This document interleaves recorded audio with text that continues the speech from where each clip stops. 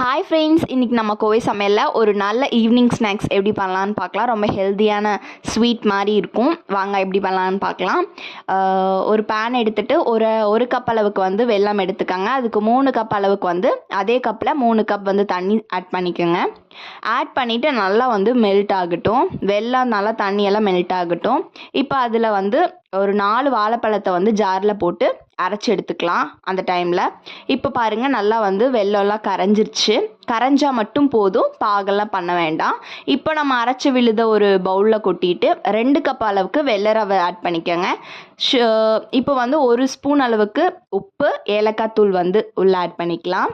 Add பண்ணிவிட்டு நல்லா கரண்டி கொடுத்து நல்லா மிக்ஸ் கொடுத்துக்கோங்க. அதுக்கப்புறம் நம்ம வடிச்சிட்டு வெல்லத்தை வந்து உள்ளே ஆட் பண்ணிக்கலாம். கொஞ்சம் கொஞ்சமாக வெல்லம் ஊற்றி உள்ளே ஃபுல்லாக வந்து ஆட் பண்ணிக்கோங்க. ஃபுல் வீடியோ லிங்க் கேப்ஷன் மேலே பின் பண்ணியிருக்கேன், மறக்காமல் போய் பாருங்கள்.